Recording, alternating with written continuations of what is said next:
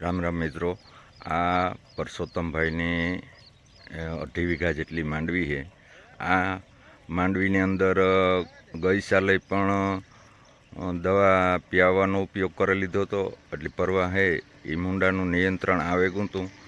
આ સાલ હે એ 2 વખત મૂંડાની દવા પીવી, એ છતાંય પણ આમાં મૂંડો હજી મરતો નથી.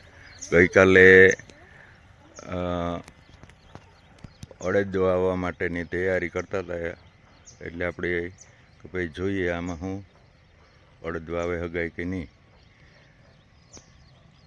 તો મિત્રો, 1 વર્ષ દવાનો રિઝલ્ટ મળે પછી મૂંડો હે એ પણ ના પાડી દઈએ કે ભાઈ એવું મરવાનું થતું ને.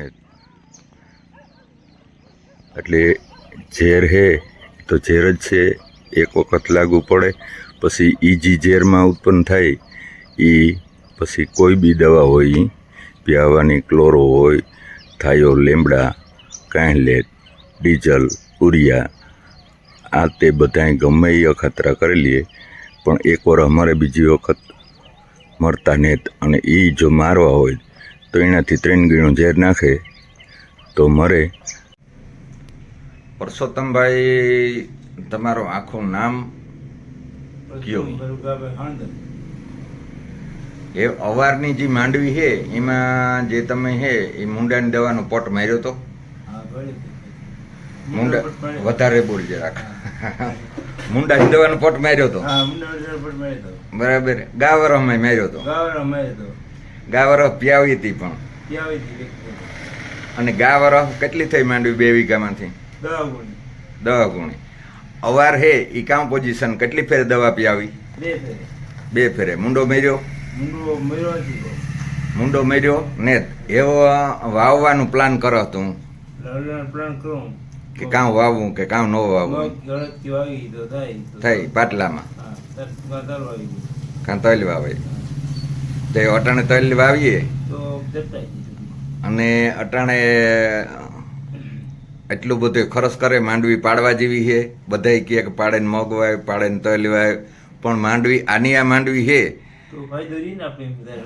એમાં જો મૂંડો મરી જાય તો આની આ માંડવી છે એ આપણે કરી શકીએ ને? તો થઈ જ જાય. કેમ કે હજે કઈ ટાઈમ જાજો કહો ને 2 મહિના જેવું થવા આવ્યું અને માંડવી અટાણે સ્થિર ઊભી અને મૂંડો કાપે પણ 2 ફેરે પ્યાવી પણ 2 ઝેરીણી વધે ગયું. તો આ દવા હે એ આપણી છંટકાવમાં આપવા માગીએ. કઈ છંટકાવમાં આપણી દવાનો ઉપયોગ કરવાનો થાય અને મૂંડાને મારવાનો થાય. આ દવા હે એનું પૂરેપૂરું રિઝલ્ટ મળે અને માંડવીનો આપણી આજથી 15 દી પછી પાછો આજનો વિડીયો હે હું ના ઉતારે આવ્યો હતો, ત્યાં તમે હાજર નહોતા. તમારા ખેતરનો વિડીયો આજ સવારે હું ઉતારે આવ્યો, હાજર નહોતા કે ભાઈ આમાં માંડવી થાય હે કે નથી થાય. તો મને લાગ્યું કે આ થાય હે. અટાણે નવા ખર્ચા નવું વાવેતર કરવું એ અટાણે ન પોહાય. તમે કરીને બતાવ્યું કોઈ પણ કંપનીની અડધી માંડવી જો જે ડેમો તરીકે એમાં સંભાળવી હોય તો આ એક છંટકાવ થઈ જાય. આ પછીના છંટકાવથી કોઈ પણ દાવો કરતી હોય કંપની કે અમે માંડવીની અંદર અમારી કંપનીથી જ આ માંડવી છે એનું ઉત્પાદન અમે સારું આપવી શકીએ તો ઉત્પાદન આપવે અને જાહેરાત કરો. પૈસા દઈને જાહેરાત જે કરાવો એના કરતાં ઉત્પાદન દેન કરાવો. આવી હાથ જોડીને નર્મ વિનંતી કે ભલે અહીંથી આવું કરો.